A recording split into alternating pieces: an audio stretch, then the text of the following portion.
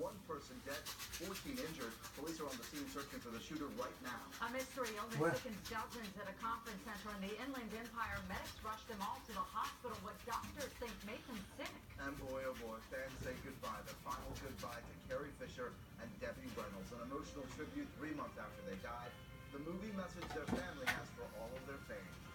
This is Today in LA at 4:30 with breaking news. 4:30. Good morning, everyone. 7. It's Sunday, March 26th. I'm Michelle Baez. Thanks for waking up with us. I'm McCallum Medina. Let's get straight to the breaking news we've been following all morning long. A mass shooting over in Cincinnati, Ohio. NBC4's John Caddy's-Klimak joins us this morning from the newsroom with the latest on the investigation. John, good morning. Good morning. Right now, things are starting to calm down a little bit in the Queen City. Patrons of the nightclub being allowed to pick up their vehicles, but the investigation is just beginning. Here's what we know. About 1 a.m. local time, someone entered the Cameo nightclub and started shooting.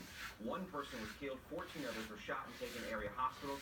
The assistant police chief in Cincinnati says several of those victims had injuries so severe they may not survive.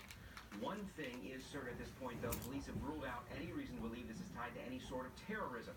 Certainly the Pulse nightclub shooting in Orlando comes to mind this morning, but police in Cincinnati trying to assure the public this case does not have any markings of what we know as terrorism. It was believed initially that there may have been multiple shooters in this. Police now saying they believe there was only one, a suspect they have yet to find. At this point, it's unclear exactly what instigated the shooting. We believe that there were at least a couple of shooters involved. We have had incidents here in the past, but this is the worst by far. The Cameo nightclub is a warehouse-type venue along the Ohio River. Police say they've had other issues with that venue in the past, this certainly being the worst. And while the place was packed last night, so many people left running that investigators are having a hard time gathering witnesses. Another problem for police is that they don't have a good description of who the shooter is yet.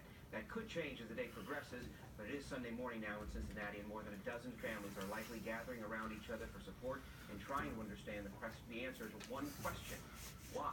I'm in the newsroom, John Caddy's-Klimak, NBC4 News. John, thank you very much. We'll keep watching that story. Now let's check in with our Sunday morning forecast.